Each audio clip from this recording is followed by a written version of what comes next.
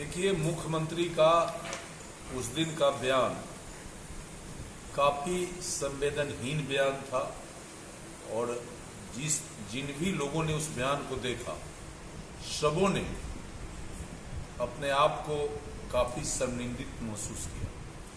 माननीय मुख्यमंत्री जी जब मुजफ्फरपुर आते हैं तो हाल के दिनों में देखा गया है कि कोई न कोई बड़ी घटना घट जाती है। पिछली बार आए थे तो सरैया में बड़ा लूट की घटना हो गई थी। इस बार आए तो दर्जनों बच्चे बागमती नदी में डूबकर मर गए हैं। तो मुख्यमंत्री जी का मुजफ्फरपुर आना 2 बार 3 बार से बड़ा ही अशुभ माना गया है और मुख्यमंत्री जी को ऐसा नहीं बोलना चाहिए। मुख्यमंत्री जी आए तो उनको कम से कम इस घटना को पूरी तरह संज्ञान में लेकर घटना स्तर पर जाना चाहिए, क्योंकि उस घटना में जितना बच्चा प्रभावित हुआ या जो परिवार प्रभावित हुए हैं, सब समाज के कमजोर वर्ग के लोग हैं और बच्चे विद्यालय जाने के क्रम में ये काल कलवित हुए हैं। ये बड़ा ही दुखद है। हम इस पर संवेदना व्यक्त करते हैं, दुख व्यक्त करते हैं और ईश्वर से प्रार्थना करते हैं कि जो भी बच्चे इस दुनिया से चले गए हैं उनके आत्मा को शांति दे और इस बेहद दुख की घड़ी में पीड़ित परिवार को धैर्य धारण करने का शक्ति दे और सरकार उन सभी प्रभावित परिवार को 50-50 लाख रुपए का मुआवजा दे। और दूसरी बात हमारा ये कहना है कि वहाँ के जो स्थानीय जनप्रतिनिधि हैं उन्हें भी पब्लिक के प्रति अकाउंटेबल होना चाहिए। वहाँ अगर पुल नहीं बन रहा था तो पीपा पुल की व्यवस्था कराना चाहिए, वो भी नहीं था तो चचरी पुल का व्यवस्था करा के, क्योंकि बच्चे को पढ़ाना सरकार की प्राथमिकता है और उस इलाके में बड़ी बड़ी नदियां बहती हैं। कई पंचायतों को 2 पार्ट 3 पार्ट में वो नदियां डिवाइड करती है। वैसे में विद्यालय जाना बच्चों की मजबूरी है। सरकार समय समय पर तरह तरह का फरमान जारी कर रही है। अब के पाठक जो इसके अपर मुख्य सचिव हैं, उन्होंने कहा कि 3 दिन तक जो बच्चे नहीं जाएंगे उनका नाम काट दिया जाएगा। इस पर कार्रवाई भी हो रही है।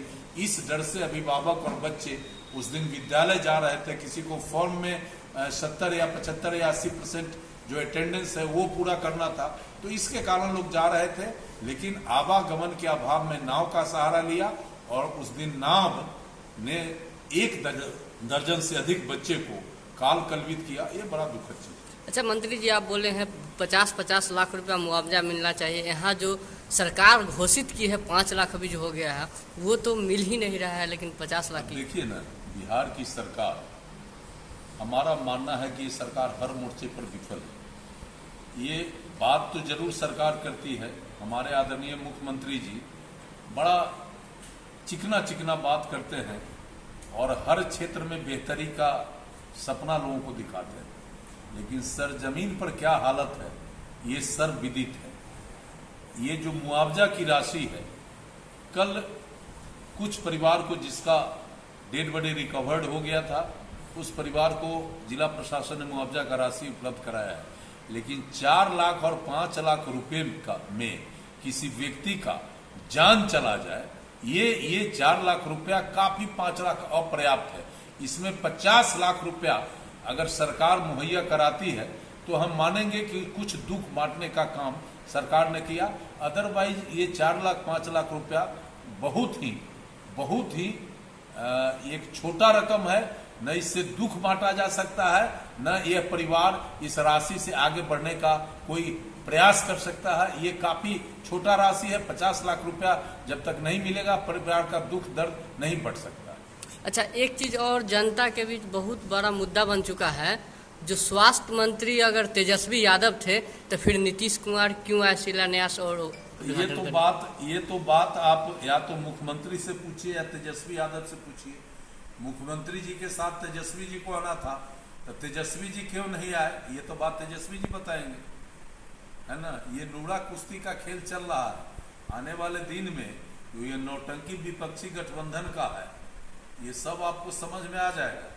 और ये जो हिंदू संस्कृति पर लगातार जो हमला विपक्ष का गुप्त एजेंडा के तहत कराया जा रहा है और किया जा रहा है, इस सब का परिणाम आने वाले दिन में उन लोगों को मिलेगा।